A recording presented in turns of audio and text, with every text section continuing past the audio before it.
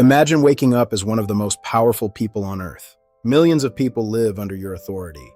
Armies follow your commands. Political decisions depend on you. Enemies threaten your borders. Disease spreads through your empire. People compete for influence and wealth. And despite all of this, at night you sit quietly and write reminders to yourself. Control your anger. Do your duty. Do not become arrogant. Remember that life is temporary. Do not waste your mind on things outside your control. This was the extraordinary situation of Marcus Aurelius, Roman emperor and Stoic philosopher. Marcus Aurelius ruled the Roman Empire from 161 to 180 AD. His reign included military conflict, political pressure, and epidemic disease. Yet during these years, he repeatedly returned to philosophy as a form of discipline. The writings we call meditations were not designed as a polished book for the public. They were personal reflections on how an honorable human being should live. That makes meditations unusual. Marcus was not primarily telling others how to live. He was correcting himself. And that distinction matters. We will explore the philosophical ideas of meditations and connect them with modern life. The central question is simple. How can you remain stable when you cannot control the world? Part 1. Control what belongs to you. A foundation of Stoic philosophy. It is about distinguishing between what depends on us and what does not. Think about your life. Can you completely control what others think about you? No. Can you control the economy? No. Can you guarantee investments will increase? No. Can you guarantee that someone will remain loyal to you? No. Can you prevent every illness, accident, rejection, or criticism? Again, no. But there are things over which you have considerably more influence. Your judgment, your response, your preparation, your effort, your behavior, your principles, your willingness to continue. This distinction completely changes how you approach problems. Suppose someone criticizes you. There are actually two events occurring. The first event is external, the words. The second is internal, your mind's interpretation. Perhaps you think, they humiliated me. They shouldn't speak to me like that. And suddenly, one sentence from another person occupies your mind for hours. Marcus trains himself to examine judgments rather than surrendering to them. This doesn't mean becoming emotionless. Stoicism is often misunderstood. Prevent immediate emotional reactions from becoming your permanent interpretation of reality. Before reacting, create space. Ask, what actually happened? What am I adding? What part can I influence? What response is consistent with my principles? Part 2. Your interpretation shapes your experience. Two people respond differently. One loses a job and thinks, life is finished. Another looks for the next move. The external event is similar. The interpretation is different. This is a powerful idea. We behave as though interpretation is reality itself, but it isn't always. Imagine someone doesn't answer your message. Your mind produces a story. They are ignoring me. They don't respect me. I must have done something wrong. But perhaps they are working. Perhaps they are busy. Perhaps they forgot. The event is no response. Marcus reminds himself to examine impressions before accepting. Social media gives us thousands of opportunities to react without reflection daily. Someone appears wealthier. Someone appears happier. Comparison and anger follow. Stoic discipline asks us to interrupt. Not every thought deserves belief. Interrupt the process.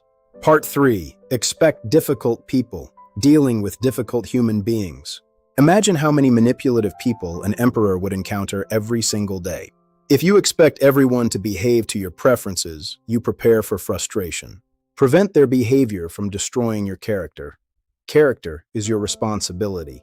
If their anger creates anger in you, they have gained influence over your state. Can you encounter bad behavior without becoming it? Use boundaries, not hatred. Part 4. Stop chasing everyone's approval. Reputation feels important to us. Marcus Aurelius had more status than anyone, yet he saw reputation as temporary. Most have been forgotten. The warning is against dependence on applause and validation. Relevant in the age of social media.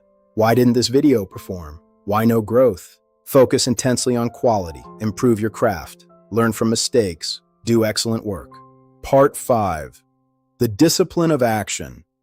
Marcus reminds himself to fulfill responsibilities. Motivation asks, do I feel like this? Discipline asks, does this need to be done? Over decades, the difference is enormous. Align your principles with your behavior. Part 6. The obstacle is part of life. Reality doesn't negotiate with preferences. An obstacle changes the situation. Then you change your strategy. Find another route. What is the next rational action? What can I do now that this has happened? Part 7. Anger often punishes the angry person. Anger weakens judgment. You send the message you regret. You make impulsive financial decisions. Eschew anger. Will I respect this decision tomorrow?